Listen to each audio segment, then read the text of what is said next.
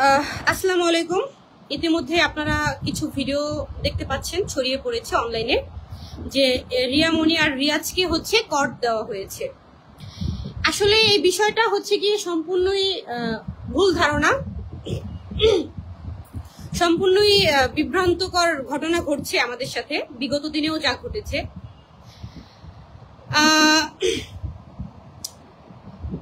আমরা জাস্ট বাসায় ছিলাম আমাদের ফ্যামিলির সাথে এখানে। আচ্ছা, মানুষ মানুষের বাসায় যেতে পারে না? রিয়াজ কি আমার বাসায়? রিয়াজ তো এখনো আমার বাসায়, রিয়াজ তো এখনো আমার বাসায়। এটা তো আমার ফ্যামিলি বাসা। এখানে আমার মা আছে, বাবা আছে, ছোট ভাই আছে, বড় ভাই আছে, ভাইয়ের বউ আছে, সবাই আমার ফ্যামিলির সবাই এখানে। মানুষ কি মানুষের বাসায় যেতে পারে না? আর বাসায় আসলে কি মানুষ মানুষের কর দিয়ে ফেলে? ও তো এখনো আমার বাসায়। আমি একটু শেষ করি।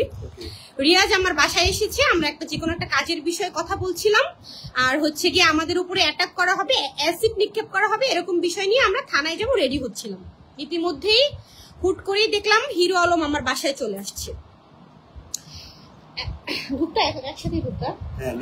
তো হিরো আলম দেখলাম বাসায় চলে আসছে, এসেই ধুপধাপ করে হচ্ছে গিয়ে রিয়াজকে বললো, তুই এইখানে কেন আমার বউর সাথে? আচ্ছা, আপনারা তো সবাই দেখেছেন যে সে কিভাবে তার বাবার কথা বলে আমাকে তালাক দিয়েছিল, কিন্তু ঘটনা কিন্তু সেটা ছিল না, ঘটনা ছিল উল্টাটা। সে কিন্তু পরকীয়া করেছে বিধায় আমার তার সাথে ঝামেলা। সে পরকীয়া করেছে তার বিধায় কিন্তু তার সাথে ঝামেলা হয়েছে, তার সাথে আমার দ্বন্দ্ব হয়েছে, কিন্তু সে বিষয়টা টেনেছিল যে তার বাবার কারণে আমাকে সে তালাক দিয়েছে। আচ্ছা, তালাক দিয়েছে বুঝলাম, তাহলে সে আমার বাসায় আসলো কেন? সে তো আমাকে তালাক দিয়েছে, সে কেন আমার বাসায় আসবে? দেন সে বাসায় আসছে, মাস্তানটা এখন আমার বাসার নিচে মাস্তান রেডি করে রাখছে। রিয়াজ নিচে নামলে রিয়াজকে মারবে, অনেকগুলো মাস্তান দাঁড়া করায় রাখছে। আর আমি হচ্ছে গিয়ে থানায় কল করেছিলাম, থানা থেকে হচ্ছে এসে এদেরকে সবাইকে সরাই দিছে, নিয়ে গেছে, কিন্তু এখন ফের আবার হচ্ছে মাস্তান দাঁড়ায় আছে আমার বাসার নিচে, রিয়াজকে মারবে বা আমার উপরে অ্যাসিড নিক্ষেপ করবে। আপনারা সবাই জেনে রাখেন। আর কথা নামের একটি মেয়েটা হচ্ছে টু মাচ স্টুপিড। সে একটা মেয়ে মানুষ হয়ে আমাকে অ্যাসিড নিক্ষেপ করবে। সে কথা নামের মেয়েটার সাথে নাকি রিয়াজের কি সম্পর্ক, বাট রিয়াজ অস্বীকার করে। মেয়েটা বলছে যে ইতির সাথে যখন তার খারাপ সম্পর্ক, তখন নাকি সে এসে রিয়াজের সাথে সম্পর্ক গড়ে ফেলছে। কেন? ইতির সাথে তো তার খারাপ সম্পর্ক, তখন তুমি এসে কেন সম্পর্ক গড়বা?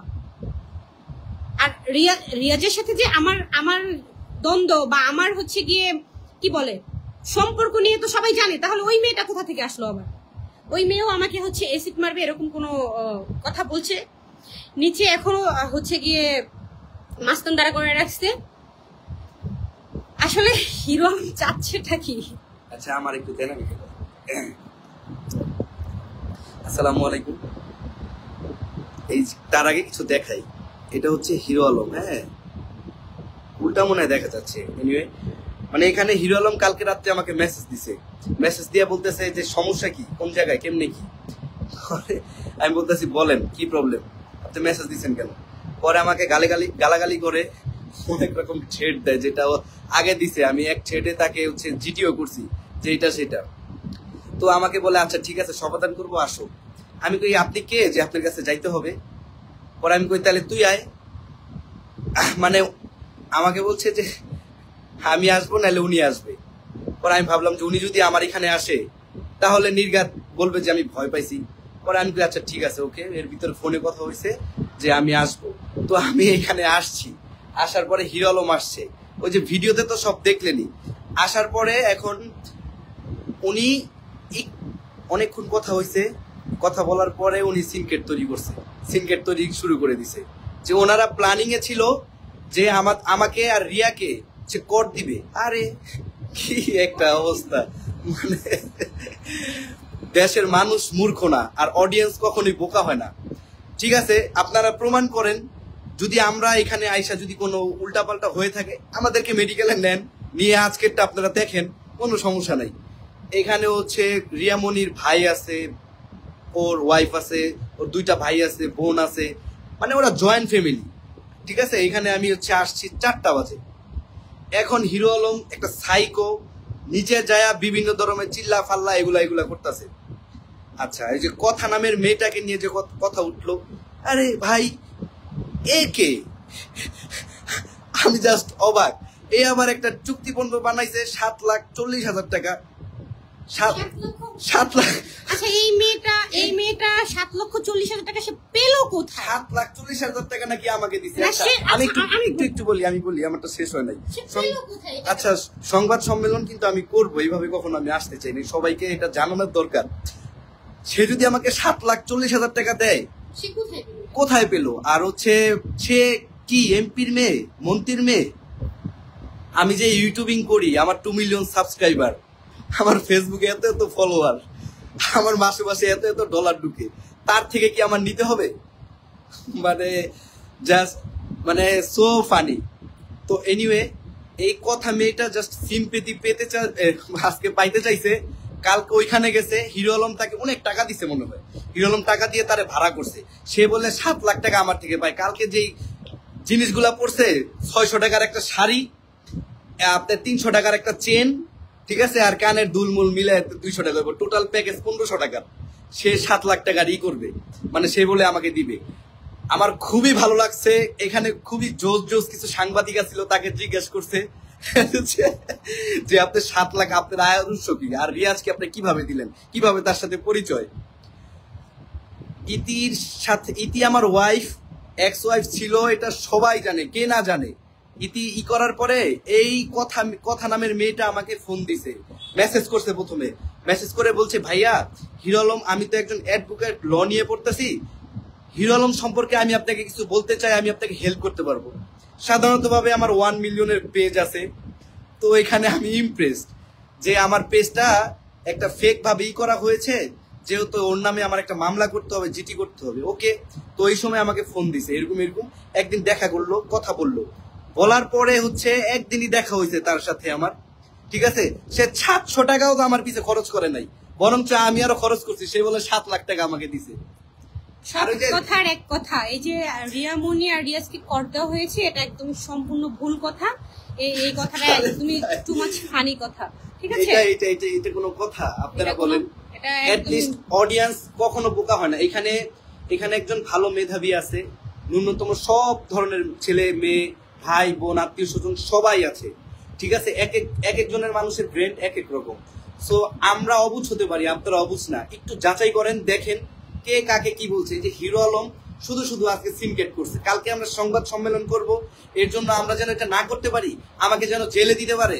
হিরো আলম আসছে, নিজেই আমাকে মেসেজ করছে, আসতে বলছে, ভিডিও কিন্তু করছি, ঠিক আছে। তারপরে এখন তো সে রেগে মেগে না, এই যে কি পুজল হক লিখেছে, রিয়া কেন পুলিশ কল করছে না? আমি অলরেডি পুলিশ কল করেছি, আমরা কল দিছি, পুলিশ আসছে, এসে হচ্ছে ওনাদেরকে নিয়ে গেছে। এখানে সিনক্রেট করতেছিল, ওনাদেরকে এসে নিয়ে গেছে। এখন নিয়ে যাওয়ার পর আবার হচ্ছে কিছু মাস্তান নিচে দাঁড়ায় আছে।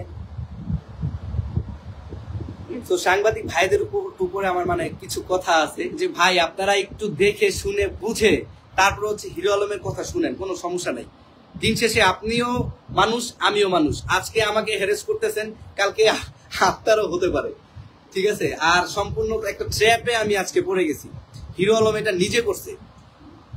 ওই কথা নামের মেয়েটা যে কালকে বললো না, এগুলা নিয়ে আমরা ডিসকাস করবো, আলোচনা করবো। আমরা এখানে আসছি কথার নামে মামলা দিব, এর জন্য এখানে আসছি। আসার 10 মিনিট পরে আলম আসছে, আর আসার 10 মিনিট পরে আলম আসছে। আলমরে আমি বুঝাইছি, এরকম ভাইয়া এই ব্যাপার আপনারা মিলে যান, ঠিক আছে। সে সেটা না করে, ওরে বাবা তার কি ইগো, তার ইগো নিয়াতে ধুয়া পানি খাক, এটা তার ব্যক্তিগত ব্যাপার। সে মানে নাই, বাসায় নিচে গিয়ে হই হুল্লোড় করছে, এখন সিনকেট করতেছে। আচ্ছা, যাই হোক, আমি নাকি তার গায়ে হাত তুলছি। আমার কথা হচ্ছে যে এই যে কট বিষয়টা, এটা কোনো একদমই ভুল মিথ্যা কথা। আমার ফ্যামিলি বাসা, এখানে কোনো কটের কিছু নেই, ঠিক আছে। ওকে, ডান। যদি এরকম হয় চলেন মেডিকেলে যাই, আজকে যাই, গিয়ে আজকে রিপোর্ট আপনারা নেন, কোনো সমস্যা নেই। না, সেটা তার জন্য তো আইন আছে, তাই না? তো জনগণকে শুধু জানাই রাখলাম যে আমাদেরকে ভুল বোঝানো হচ্ছে, কিন্তু কোনো অসামাজিক কোনো কাজ হলে সেটা তো আইন আছে, তাই না? এটা তো আইন আছে। দেখি রিয়াপু, এই যে দেখেন একটা কথা বলি, আমরা কিন্তু খুব সুন্দর কাজ করি, ঠিক আছে। আমাদের ক্যামেরা কন্টেন্ট, আমি প্রত্যেকটা আপনার ভিডিও ফুটিয়ে তোলার জন্য যা করণীয় আমি করি, তো প্রত্যেকটা ভিডিও ভাইরাল হয়। আমরা করতেছি কাজ, আপনারা যদি করেন তাহলে কাজে প্রমাণ দেন। জলে যে জ্বলার দেখে আপনারা কাজ দিয়া জ্বলান, আপনারা এইভাবে পিছে লাগতেছেন কেন? আমার ইউটিউবে স্ট্রাইক মারছে, রাখতে পারে নাই, আমি আবার তুলে নিছি। ফেসবুকে স্ট্রাইক মারছে, সেটাও রাখতে পারে নাই। তো যাই হোক, এগুলা ক্ষতি করতেছে, বুঝতে পারছেন? সে আমার ফেসবুক পেজটা যেটা 1 মিলিয়ন ফলোয়ারের, এই পেজটাও সে উড়িয়ে ফেলছে। ঠিক আছে, এখন দেখেন ভাই, আমি অন্য কাজ করি না, আমি অনলাইনে কাজ করি, আমার সমস্ত ইনকাম হচ্ছে অনলাইন দিয়ে।